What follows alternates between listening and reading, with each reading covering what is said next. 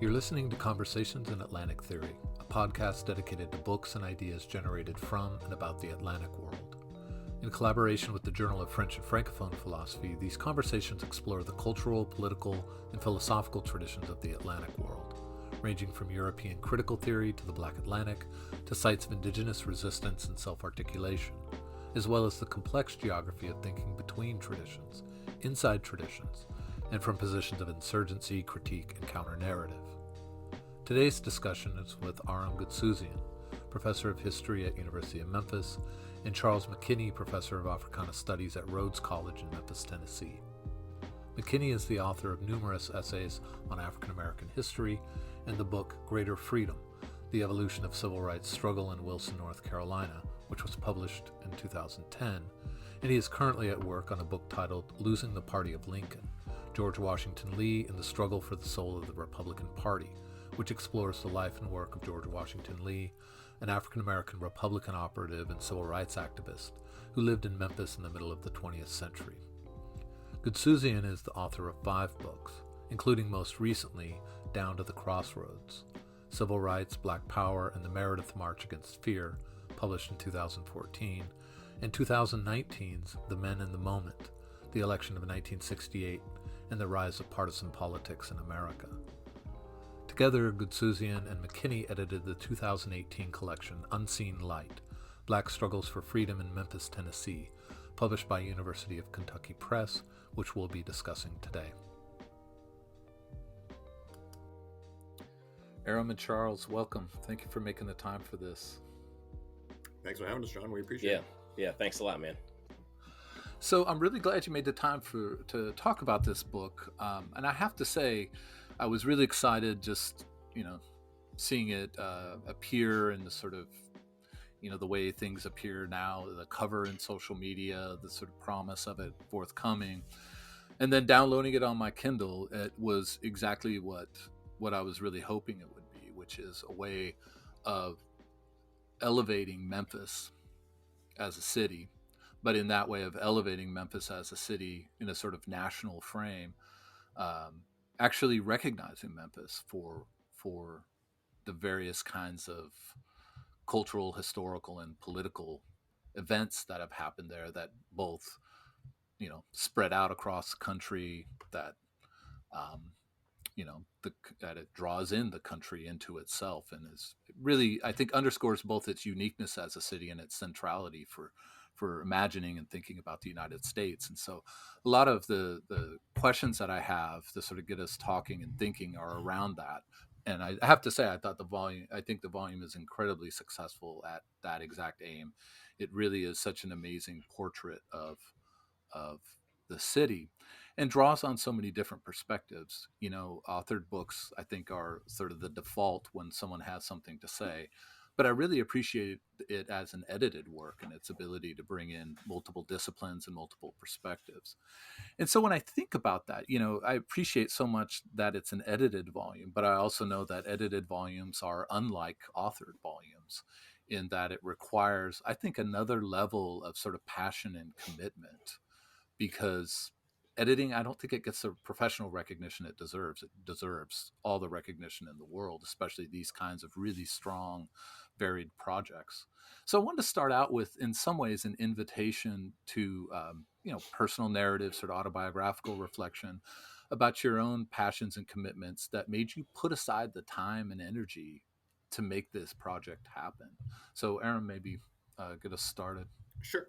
I think that composing an edited volume, like you suggest, felt differently than writing a book, right? When you write a book, it sort of consumes you on a more consistent basis. It kind of occupies a period in your life, right? Now that I've written some books, right, each of them is sort of a chunk in my life, and I think of it as associated with a particular stage. And it really is in that aspect. And An Unseen Light was felt more like a culmination of a longer time in Memphis for me. I started at the University of Memphis in 2004. In the same academic year, Chuck started at Rhodes College. He came in the spring of 2005. And soon we were friends and, collaborating on various, whether it's an event or whether it's visiting each other's classes. And in the interim, I started to mentor graduate students, and Chuck had a host of really talented undergraduate students. And we kind of built, a little academic community. And what I found was that a lot of my graduate students were pursuing research topics for their dissertations on the history of Memphis because it was a fertile ground. So I would say our first conversations about doing a book like this probably started around 2011, 2012, around the time when we were getting tenure and looking and thinking about another project or what have you. But at that point it was still just sort of wouldn't it be nice to do this someday? Because we had these grad students around, and we knew other people, of course, who were working on Memphis history. And then probably around, Chuck, would you say around like 2015 that we started doing this in earnest? Yeah. Right. And that was because of a looming date in front of us, and that was the 2018, which was the 50th anniversary of the King assassination in Memphis. And we knew that would bring a lot of national attention, a lot of scholarly attention to Memphis. And I'd say that we kind of wanted to be part of that conversation as historians. Mm-hmm. Chuck, you want to add on that? This was truly and genuinely a labor of love. And I think both Aram and I came to it in a really organic way, right?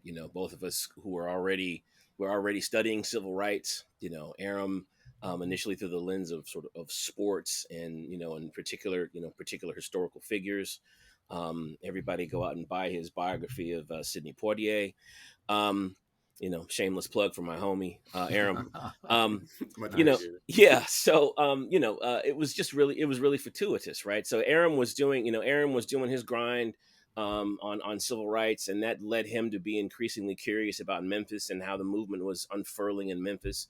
I am also a civil rights scholar, right? Civil rights historian. And so, I'm particularly interested in local movements. How are movements cultivated? How are they created and crafted in particular cities, right? We've got such a broad, we've got a really broad understanding of national narratives and of big ticket individuals and organizations. King, the Kennedys, Johnson, NAACP, Urban League, SNCC, so on and so forth. So I was growing increasingly curious and interested in a freedom movement in Memphis, right? And so, the stars aligned. And again, just to really emphasize what Aram was talking about, there was a community of people, right? A critical mass of the folks in this book were graduate students, right? Trained largely by Aram Goudsouzian, right? We've got an undergrad, a person in the Anthony Syracuse is one of my students, right? One of Aram's colleagues wrote a chapter. One of my colleagues, Andrea Robinson, wrote a chapter. So there was this large community of people thinking about Memphiss, right? So when we put the call out for an edited volume, we got some really quick yeses. And one of the other things that I think really helped us to move this along, I think about something my colleague Tim Hubner told me when I first got here. And he said, Memphis is the most under-researched major city in the country. Right. Now, that didn't mean a whole lot to me in 2005 because I was trying to finish up my book on North Carolina. Right. I was trying to keep my job. Right. So, quick plug. That's an excellent book, by the way. Oh, well, thank you. Greater Freedom. Hey, man, appreciate it. So Tim said that, and that stuck in the back of my brain for a while, right? That Memphis is one of the most under-researched major cities in the country. And I was like, how could that be, right? When I first got here, Elvis, Ribs, the Blues, Martin King died here, God, Kojic, sure. Right? Grizzlies basketball, right? I mean, all of these things loom so large on a national level, right? Yeah. But then when you do dig into the research and when you start knocking around a little bit, you're like, oh, okay, there have been 5 scholarly books written on this particular piece of Memphis, right? There have been 6 scholarly books written on this particular piece of Memphis, right? There's there's 10 essays here and 15 blog posts here. And so when we came together to say, hey, y'all, what do you think about an edited volume, right? I don't think we got it. I don't think we got any no's, right? I think every person we asked to be in this volume said yes.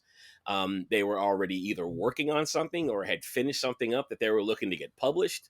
And so, so the stars aligned really, really powerfully for this volume to happen.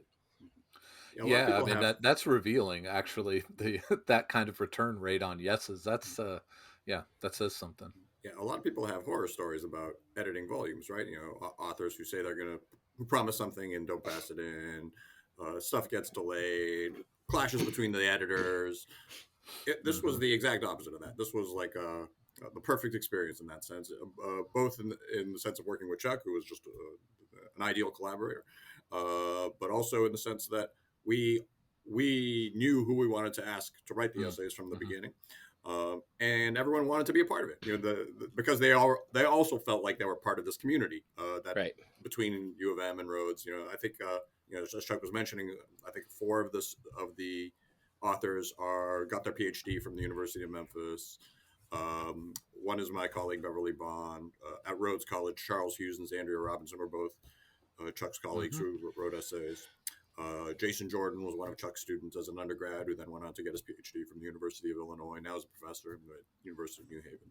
Anthony Syracuse, who he mentioned, and Hmm. then there were other people who had written excellent books on the history of Memphis. Michael Honey, Laurie Green, Elizabeth Gritter, and they wanted to be part of it too because they felt themselves, and they had come for we had of course invited them for talks at various times through the years because Yeah. they were the historians of Memphis.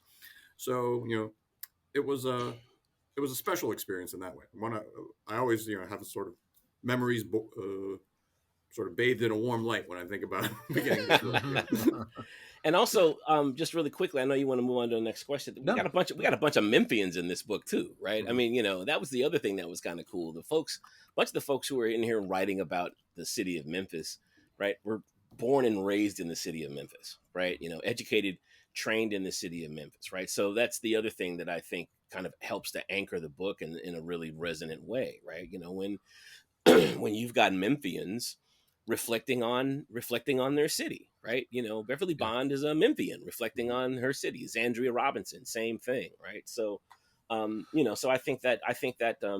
thought that was an extra sort of special spice as well.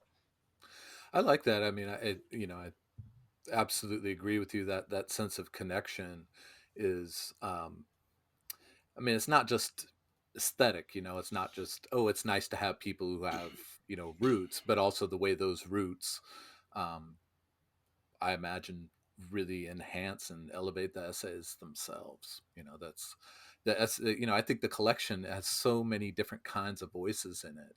And I think part of it is exactly that way that, you know, people have that deep connection to Memphis, educated in, grown up in, live in, as well as their scholarly voices. I think that's always such a fantastic combination.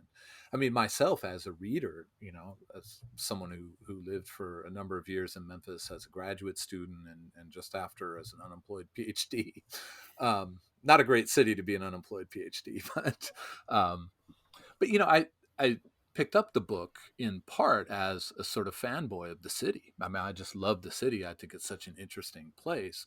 And as I read, what it really reaffirmed for me, I have to say, is how serious the city is. It was something I remember coming back to over and over with friends who had moved to Memphis when I was there and talking about the city sense is the way, kind of like New Orleans, it gets cast as like a fun place, a party place. And that has roots in stuff that is real about cultural production and legacy and so forth, but it's also I always would come back to this is a very serious place. It has to also be taken very seriously. I think the volume really makes sure that happens, absolutely, that is taken seriously as a place, but it doesn't lack a sense of enthusiasm about the place. That's a hard balance to get in a book that's a fairly sober academic book. Um, so maybe if in some ways I think you've both addressed this, but what is it, if you were to sort of zoom out from the project or even from the origins of the project, how would you describe what it is about Memphis that warrants a specialized volume? Because I think that's always, you want to write a volume, whether it's on a figure in the history of ideas, a novelist, or a place. There's that first question, why is this worthy of a full book? Why is this not just a chapter in a book about the Mid-South, about the South, about the civil rights era? what is it about Memphis that calls for a specialized volume in your mind? Charles, maybe start us off. Sure. I think for me, it gets back to the under-researched piece, right? Yeah. When your city is as under-researched, when a city is as under-researched as a city like Memphis, right? That's just, that's damaging. That's dangerous, right? When we're making, from all manner of levels, right? Little Johnny can't go to the library to find a book about his city, on up to, policy decisions, right? If all of this stuff is being made on, if these decisions are being made based on, rumor and innuendo, right? That's a problem, right? Not plugging and not having Memphis sort of fully plugged in, into some of these larger conversations, right? About urban spaces, about Southern urban spaces, about urban spaces in the Mid-South, right? About Black spaces, right? Yeah. To not have the city sort of fully plugged in conversations about civil rights, for instance, right? As a civil rights scholar, right? Memphiss shows up, right, like twice in the narrative, right? Martin King comes to Memphis in 1959. Well, maybe three times, right? He comes in, 59. He comes in, 60, 66 for the Meredith March. And then he comes and gets murdered in 68, right? And so those are the only three times Memphiss shows up in the civil rights narrative, right? And so, which obscures a century's worth of struggle, right? On all tiers, on all levels, on all fronts, right? So, so this book, the more we dug in, the more necessary this book, in my view, right? The more necessary this book became. I think Aram would share that sentiment, right? The more necessary this book became, and that was the other thing that our authors, right? Our collaborators also knew and understood, right? And again, the Memphians really understood this, right? Zandria Robinson has understood this for decades, right? Syracuse, same thing. Beverly Bond, same thing, right? Memphiss just does. We take a hit when Memphiss just doesn't show up in other places where it should be showing up, right? Whether we're talking about, whether we're talking about civil rights, whether we're talking about race, we're talking about class, we're talking about issues of poverty, urban sprawl and development, music and culture, Black, American aesthetic life, there's all sorts of places where it just doesn't show up, right? So this was a little bit like a finger in the dam. This wasn't, this isn't the silver bullet necessarily, but it was something that was really, really necessary. To add on to that, I think one of the things that makes Memphiss particularly fascinating for historians of the South or historians of African American history is that it has a really unique political legacy as well. And when you if you focus just on the moment of 1968, which is of course when Memphiss enters into a sort of a national narrative about those themes, it can be obscure. But if you sort of take a long view and think about the 20th century as a whole, you see that Memphiss is in some ways a typical Southern city in the sense of its sort of prosperity ethic, in the sense of its legacy of racial violence. Right, there was a number of notorious lynchings, which a number of our colleagues write about. But it's also unique in the sense that because Memphiss in the first half of the 20th century is dominated by a political boss named E.H. Crump, he preserves the African American right to vote as long as you're voting for the Crump machine, or for his political machine in the early 20th century. So that structures sort of this kind of paradox in Black politics in Memphis that kind of lasts for much of the 20th century, in the sense that both Black people have a sort of an unusual level of political power. This helps to foster, for instance, the rise of Robert Church Jr. as a really important power broker for the Republican Party, and, an African American civic leader in the first half of the 20th century. And Black people are sort of win certain political favors and certain influence in ways that you wouldn't find in most other Southern cities in the first half of the 20th century.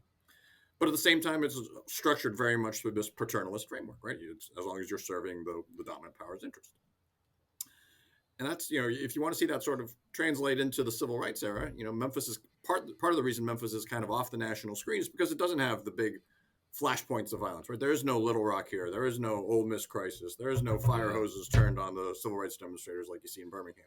because Memphis' civil rights movement is kind of being coated in that paternalist goo, so to speak, right? Like there's the NAACP is very active here and is moving to desegregate public facilities before the passage of the Civil Rights Act. And so Memphis, on the surface, has this reputation for, quote, good race relations. Underneath that surface, the tensions are there. The tensions of class, the tensions of overcrowding in classrooms, the tensions of police brutality. All those things exist in Memphis as they exist elsewhere. And they're now rising to the surface. And then the sanitation strike occurs, and it brings these economic issues to the fore. It mobilizes the black community, and then King gets assassinated, and so those grievances, all that stuff that had stayed beneath the surface spills out. And it surprises the white power structure, but it was always there in Memphis, right? And that's part of what these essays can help to illuminate.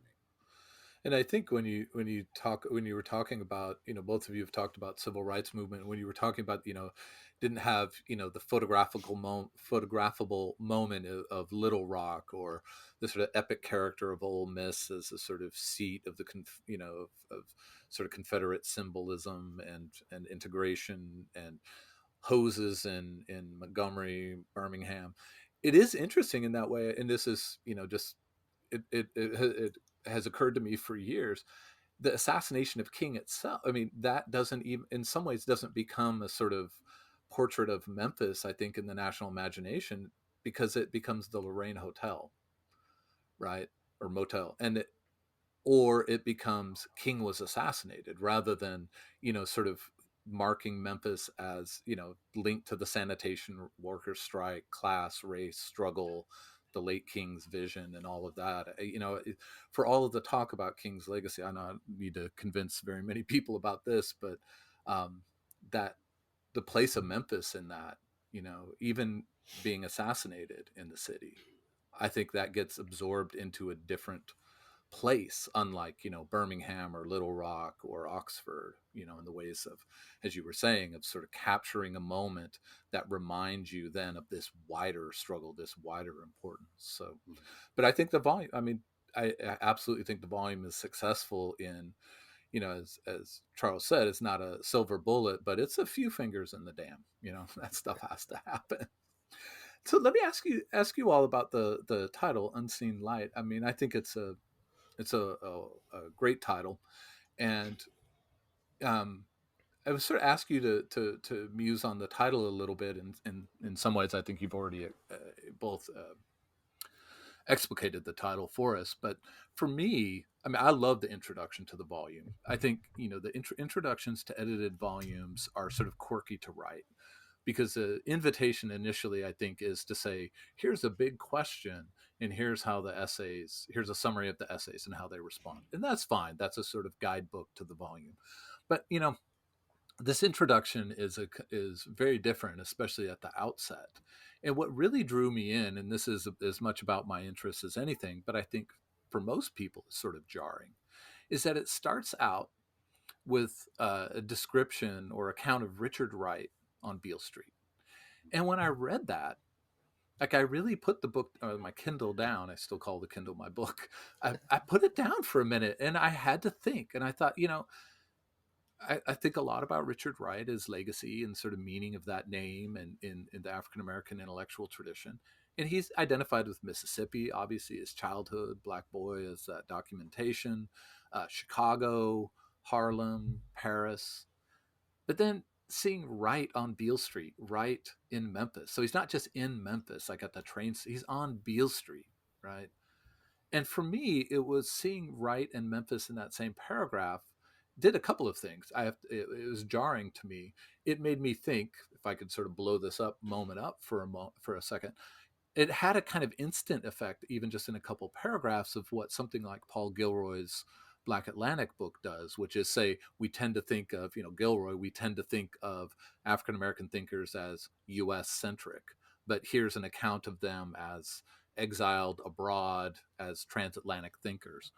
And at that moment, it's not transatlantic, but it was this moment where I was like, with the case of Richard Wright, it really draws out this, like, what would it mean to think about Richard Wright as rooted through Memphis, as people moving from Mississippi to Chicago are, right? That's not a strange thing, but I don't think people think that about Richard Wright.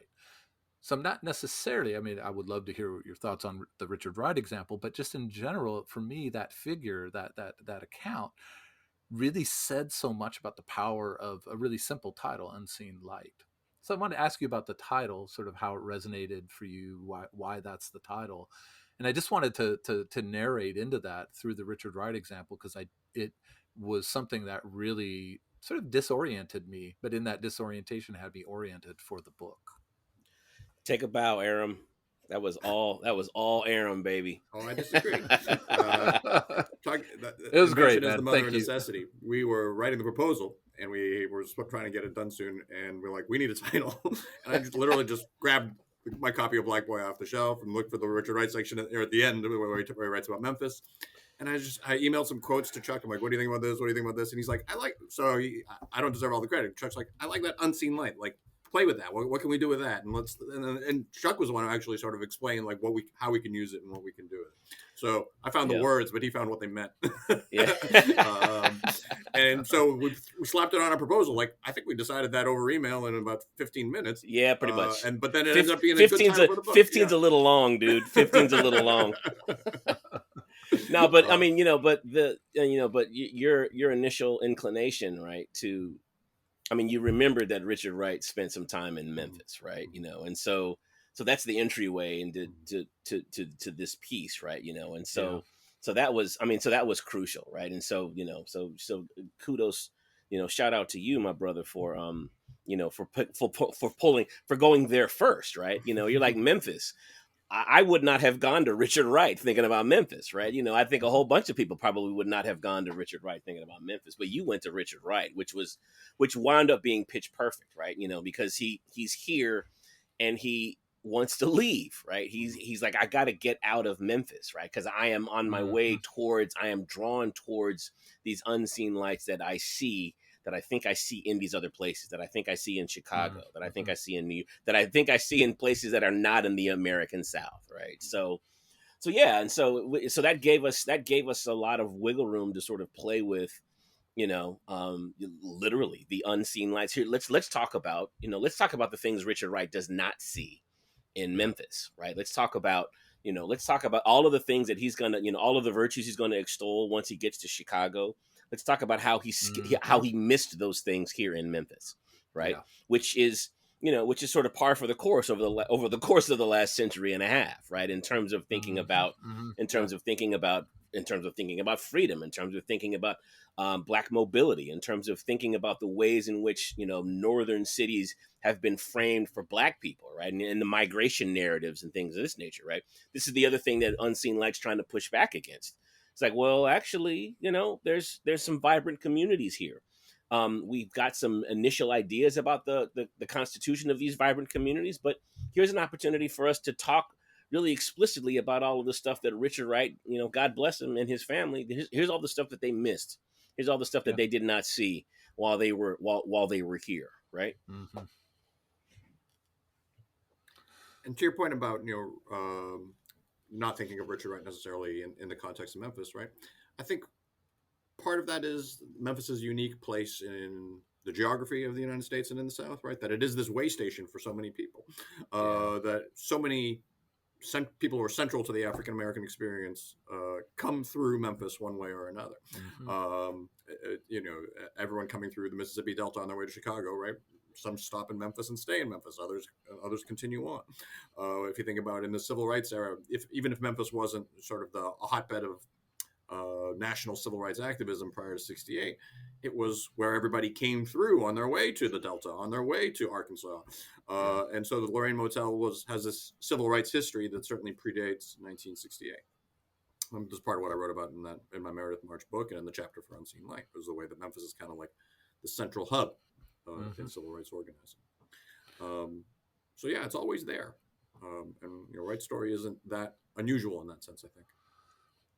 Yeah, it's an interesting sort of twist on, I think it's Trenton, New Jersey's slogan, right? Trenton makes, the world takes. Is that Trenton? Yeah, I think there is that sense of, that's when you say unseen light, it's such an interesting phrase because it's like the light's there but not seen. It's not let's shine a light on a thing you haven't seen. That's what I liked about the title, right? It's not lights on things unseen or something like that. It's unseen light. It's the light that's there, right? It's the making that, in the case of Richard Wright, is something taken. But that passageway, it really matters. And spoiler alert, he grew to hate Chicago too. Should have And maybe he should have stayed in Memphis. and Harlem and everything except parties in Paris. So he may have been predisposed towards that sort of mood. So one of the things I really love about the volume is the range of the essays. I mentioned that before. I think it probably goes without saying, when people think of Memphiss, they think of cultural production, right? Go read Peter Guralnick, right? Go read about Sun Studio. Go read about Stax. Maybe if somebody's a little esoteric, they read about High. And that's a sort of imagination, right? And then the assassination of King and the Lorraine Motel. But, this volume, obviously, its aim is to expand that vision, right? To let that light that's there be seen, that is around broader concepts and historical experience, including migration. This gets to the Richard Wright part, right? The migration from, Mississippi to Chicago is a way station in Memphis. And so that sense of migration, student activism, Black Power, all the local and non-local political machinations. And so there's two questions I sort of pull out of this. And I'll just start with the first one, which is a different version of what I asked before. Like, what is it about Memphiss that calls for a volume? It's also like, what do you hope is the image of Memphiss that emerges out of this in terms of the popular imagination of the city? Because it doesn't lack a deep engagement with Memphiss as a generator of culture, but it's also about all of these other things. What is that something else beyond Memphiss as a cultural center that you hope really emerges clearly out of the volume? Aram, maybe? Sure. I mean, the essay that jumps to mind, based on what you're talking about, is Charles Hughes' essay, which is about Rufus Thomas, right, who was this central figure in Memphis music, right? Part of the Stax story, of course, part of the Sun Records story before that.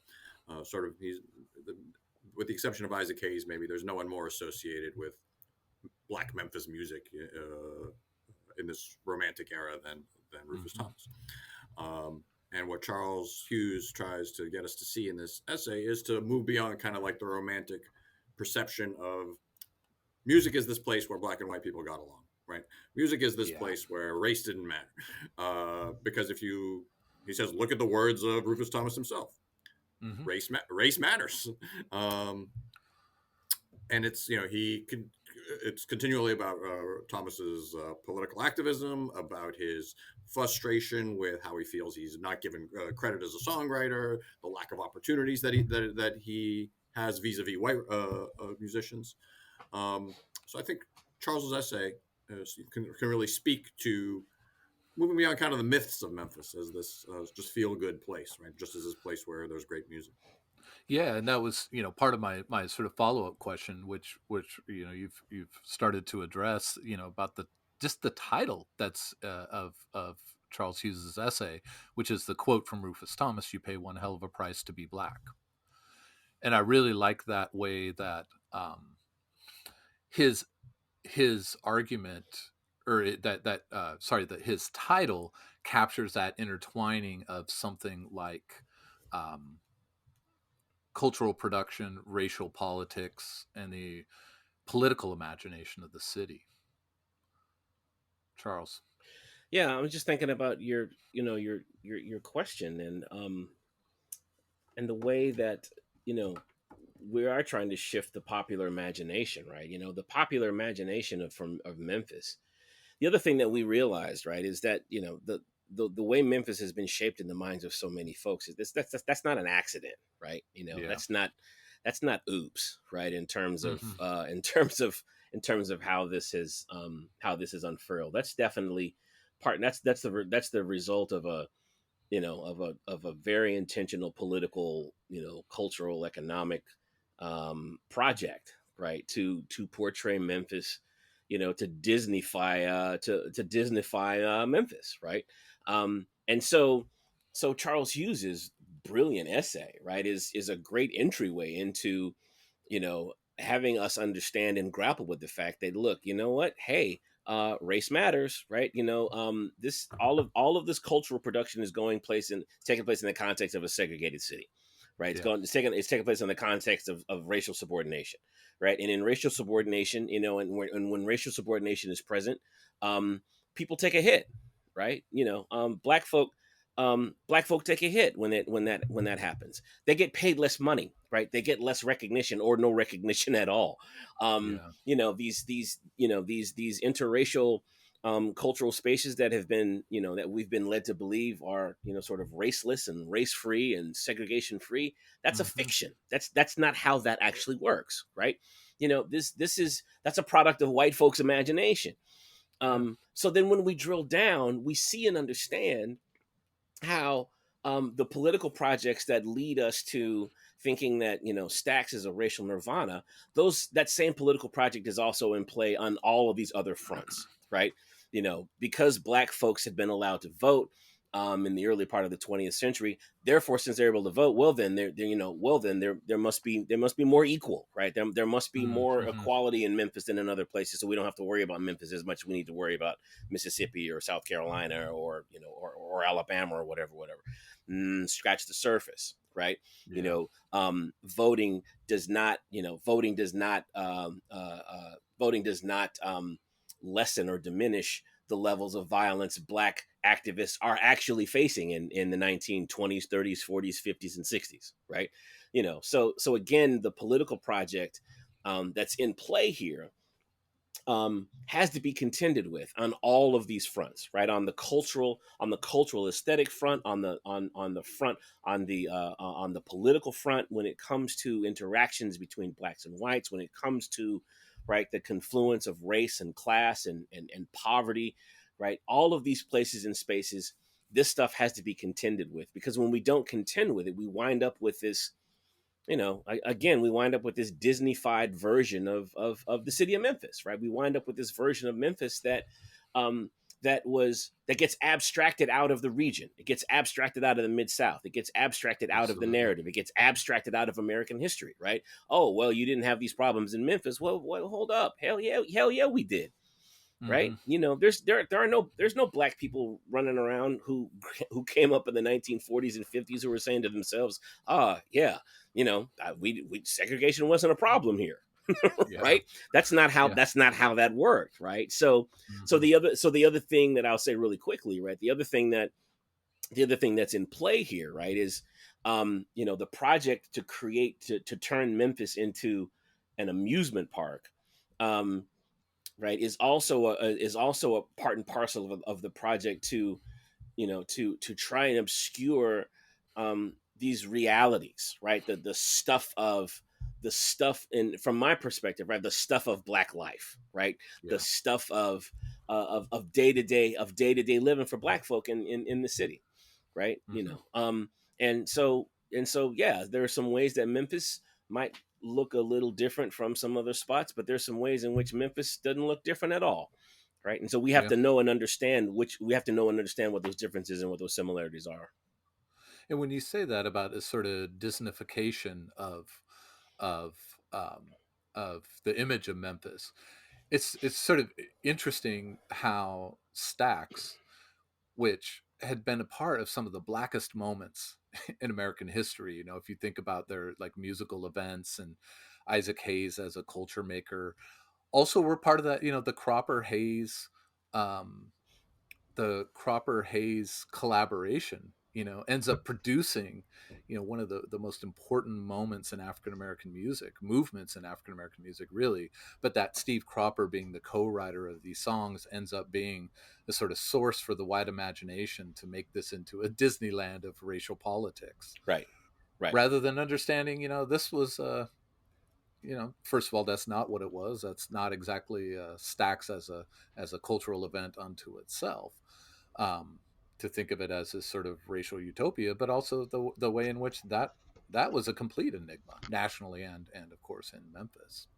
Right. And back to the assassination, right? The assassination of King, and how,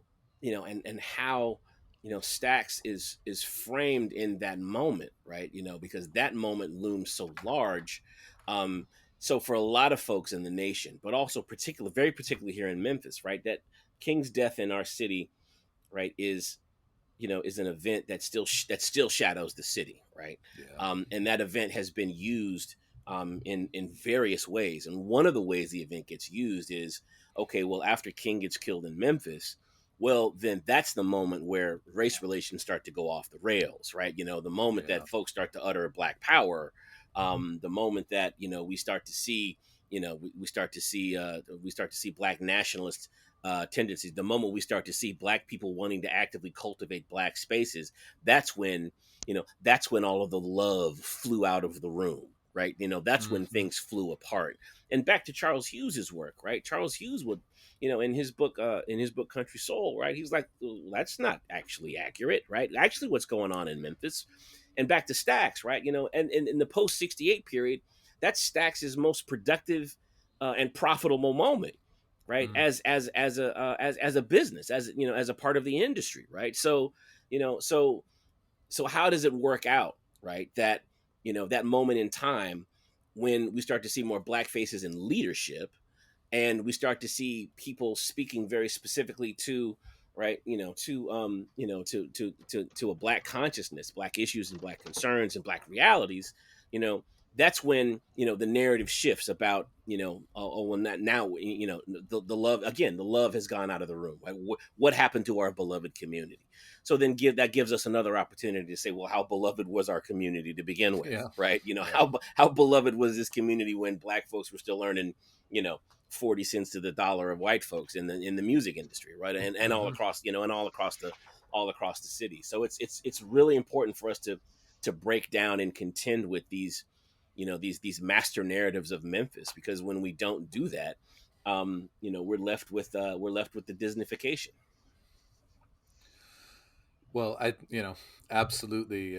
That's if that could be one effect of the book, it would have made a major impact on, seeing the light of Memphis. Which is the book documents, and so this is so next question, because as it documents that, it's interesting. It was interesting to me to read across these essays and see the different registers of culture and politics that I found myself reading, fair or not. So this is part of the question about, how do you think the volume can be framed in terms of this or not? But of the old cliche about the South of being this incredibly, at times hilarious, at times tragic, at times amazing mixture of saintliness and sin. This whole, the barrel house on Saturday night, church on Sunday, you didn't sleep between. The sort of humor that goes with that, the sort of folksiness that goes with that, but also the way that the South has always been this sort of holy place in terms of sort of religiosity, but also laden with sin and moonshine and the wrong kind of music, but also the most righteous music. And when I was reading the volume, it had a kind of, at the level of ideas, a sort of trajectory that resonated with that, the righteousness of political struggle and the sort of sultriness of its cultural production. But it was also doing something very different by putting those together in ways that they weren't held separate, which of course the dualism of the saint and the sinner really does. So I know that this is a cliche, like all cliches, they're sort of ridiculous, but they also land somewhere about the South as a sort of mixture of saint and sin. But I'm wondering if the book is looked at in that frame, what do you think? How do you think the book talks to that or back against that? It's an interesting question, and it makes me think, like, a lot about Beverly Bond's essay on Ello Taylor. She's writing about a figure who was very prominent in the 1930s in Memphis. This is at a time of sort of waning Black political activism to some degree. The Black people who have influence within the city tend to do so through the Crump machine. Robert Church Jr. has lost a lot of his influence, and so they tend to be what some historians have called accommodationist. And Taylor is in some ways part of that milieu. But what makes him fascinating is his he's got this career as a photographer as well. And he takes these really striking photographs of people in the African American community in Memphis at that time, and he kind of like renders them human. He or emphasizes their human, like they come off as more authentic in his photography than in sort of the typical picture of Black life in Memphis in this more romantic sense. So I think there's a sense of sort of complicating that sort of easy stereotype, so to speak, of the South. Even though that sort of saintliness and dynamic, I think that's certainly part of Southern culture, right? White and Black. Yeah, the essay for me that comes to mind is Elton Weaver's essay on the Kojic Church in Memphis, right? And so, for Black folk, the saint sinner dichotomy is always complicated, right, and messy, and is never quite as dichotomous as it's been made out to be. The Kojic Church is, historically speaking, is not too fond as a religious institution, not too fond of dabbling in politics in very explicit ways, right? And so what Elton shows us is how the economic power of the institution, right, is able to serve as a bulwark against sort of the racist incursion of the crump machine, right? In terms of, hey, buy these products, buy this type of insurance, buy this, buy that, right? And so there, so there's a blurring there, right? So when the fight comes to you, you use your resources, right? And so, and so for me, that's another example of a blurring of these lines, right? The struggle, the Black freedom struggle is a necessary blurring of these lines, right? Is a necessary blurring of the sphere of the holy and the sphere of the secular, right? Because we know, because Black folk know, look, we can't simply exist in one or the other, right? Everybody, a whole bunch of people exists in both of these. How do we deploy both of these, right? How can they be in conversation with each other? How can they, how are the interactions between these two things? How can they help move us forward, right? How can they help get us free? And so folks are down to try all manner of stuff, right? So, so that's the other thing that you realize coming in to a project like this, right, is that people who live, it's my sense of it now, right, is that people who live in the city, even the folks who say they take that dichotomy seriously, if you press them long enough, right, it's like, we take that, I take this dichotomy seriously, but, certain restrictions do apply, right? Look at the asterisk here, right? In terms of what I need to do, what we need to do to move this neighborhood, to move this block, to move our family, to move our community a little closer toward what we think is freedom. Well, then, right, if we need to make some shifts and adjustments between these two things, then that's fine. That's what we'll do moving forward. Yeah, I'm glad I asked the question. It's a really interesting responses. And, in sort of thinking about sort of mythology of the South, I think in particular a mythology of a place like Memphis, where you could have, the port town that leads to Beale Street, but also Kojic, as things that have come up. It makes that the political and historical commentary in the book, I think, really cuts across these differences in productive ways that you've both pointed out. And that's to really think locally or even regionally about it. And I know this, for historians and political scientists and theorists, it's a common question, but I do want to ask, this is Unseen Light is about the city of Memphis. And I love that singular focus. So it gives the city a sense of contour and texture in multiple registers that it deserves, right? So that the unseen light is seen.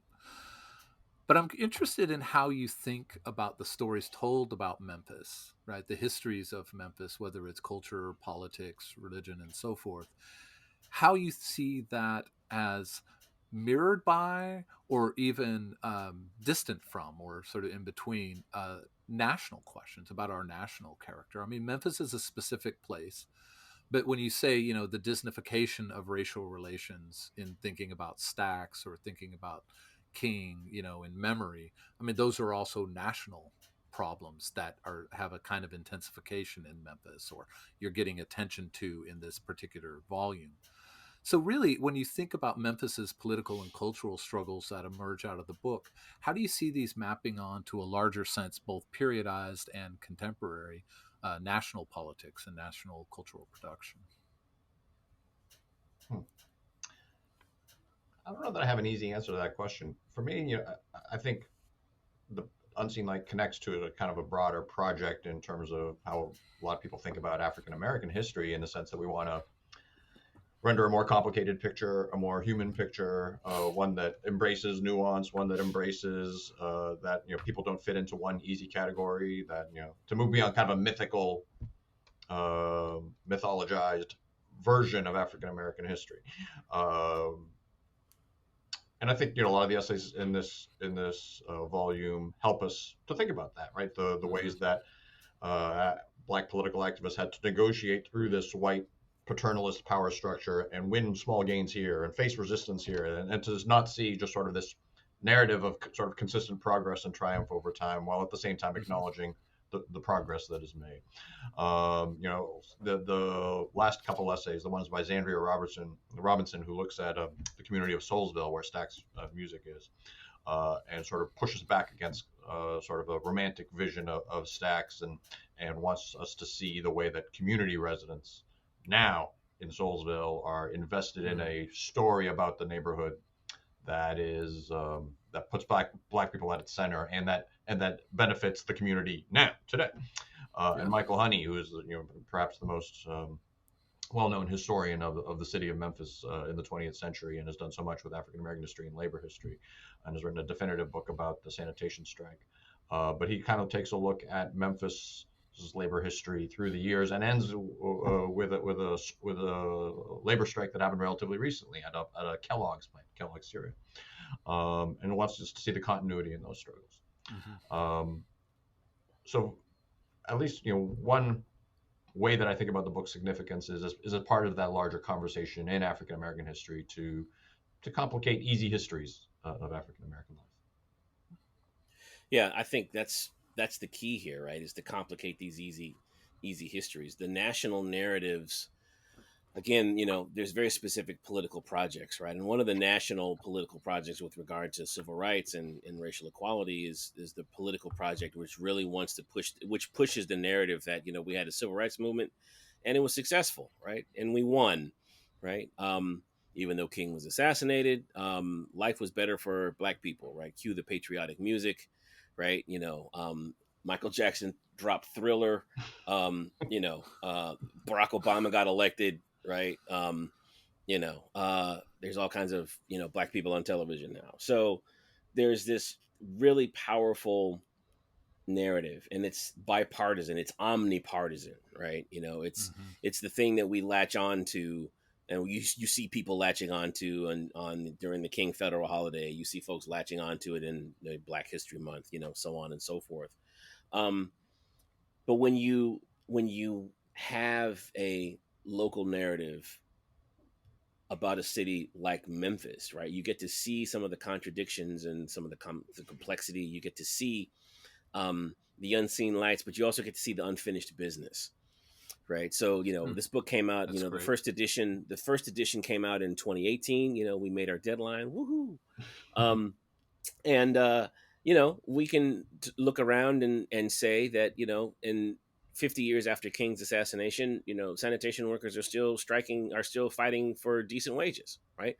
We're still in the midst of grinding poverty. We are still, poor and working class. There's a housing shortage for poor and working class people, although, the developers are building stuff hand over fist here in Memphis. We're down 30,000 units of affordable housing, right, in one of the poorest cities in the country, right? So, so Unseen Light points us in this direction, right? It points us to this idea, this understanding that this struggle, to what Frederick Douglass tried to tell us back in the day, right? There's no struggle without progress, and so, and and those two things are intimately connected, and they are still intimately connected in 2022, right? So that's one of the things I think Unseen Light helps us to grapple with.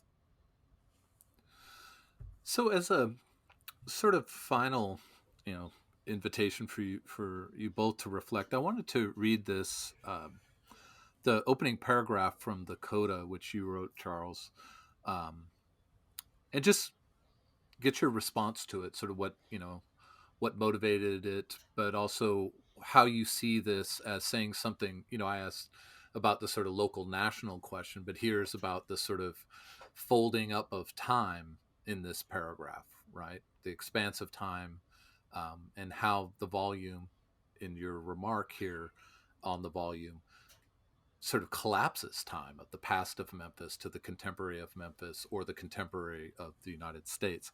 I'm going to read this. I have to say, I think it's really beautifully written. It's so deeply ethical, and provocative, and very painful, but for that reason, incredibly important. So I'll read it and then just ask you, Charles, maybe to say a bit, and then Aram. You write, where on a timeline of Memphis history would you place the following scenario? In the wake of the killing of an unarmed black person, Black Memphians organized mass-based protests, community meetings, and voter registration drives. These actions represented a collective response to the persistence of police brutality, economic and residential segregation, racist urban policy, and the palpable ambivalence of the city's political leadership. These sustained efforts to confront racial inequality resulted in both increased political influence and heightened retaliation from the white power structure. Would you place it in the nadir of American race relations, perhaps early in the 20th century? How about in the 1940s? Certainly this sounds like something that could have occurred in the 1960s. Or perhaps you would be inclined to place it somewhere in the post-civil rights period. So I found this to be an amazing way of introducing the wrap-up of the volume, this question of what it means to talk about Memphis and talk about historical time. I was inspired by one of my dissertation advisors, Charles Payne, who's written eloquently about Mississippi and has this great volume debating the civil rights movement with Stephen Lawson, where he does a similar thing, right, to talk about contemporary events. And so I was inspired by that. Shout out to you, Charles, because in 2018 when I wrote that, and a little later on in the coda, right, we were in that moment, right? Cops had killed an unarmed black man, Darius Stewart. We were in the midst of so Memphis joined a host of other cities across the country in protests against the police department and against cops who were killing unarmed black people, right? So so one of the sentiments that I would hear from a lot of people is like, we're still here, Yeah. right? We're literally still here. And so the question then becomes, right, how do we, since time has collapsed, right, since this is a phenomenon, this is a moment, this is an event that we can literally stick anywhere in the timeline, right? We can put this in 1898, we can put this in 1918, we can put it in 58, 68, certainly we put it in 2018. The question then becomes, what's the response, right? The question then becomes, how do you make meaning of this moment? How do you cultivate a sense of hope?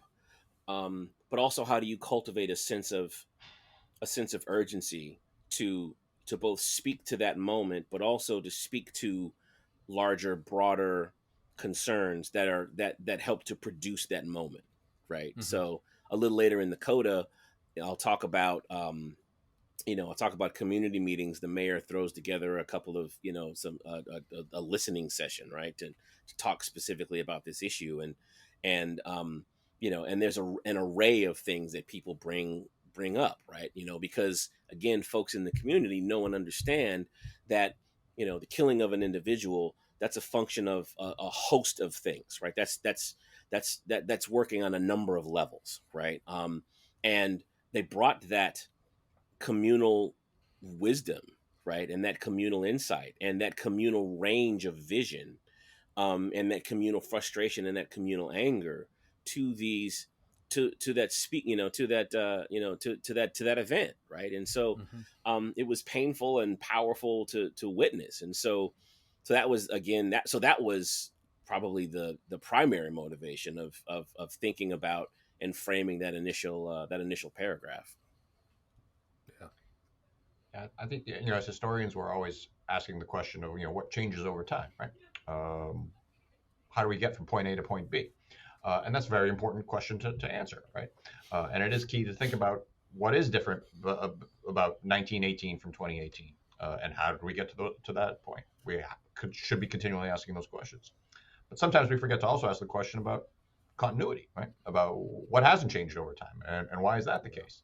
And so, Chuck Coda really does a really poetic job, I think, of helping to see that while circumstances have changed over time, of course, right? No one is dropping the severed head of L. Persons on Beale Street in the 21st century.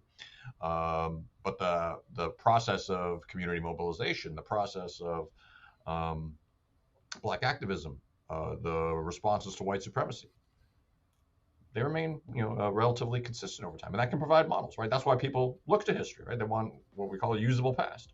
And if we, from the beginning, we pitched the idea of this book as something that wouldn't just tell the history of Memphis, but would be something that could create a usable past for people today. And so we hope we did that. Well, that's a nice place to transition out of our conversation, which is a nice way to say end or conclude. That phrase "usable past," I think is absolutely an effect of the book,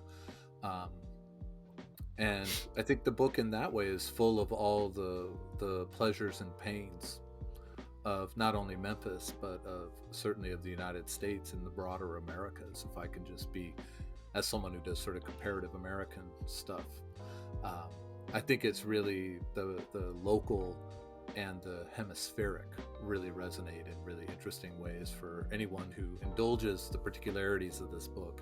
And as we've concluded here, sort of prompted by the opening of Charles Coda,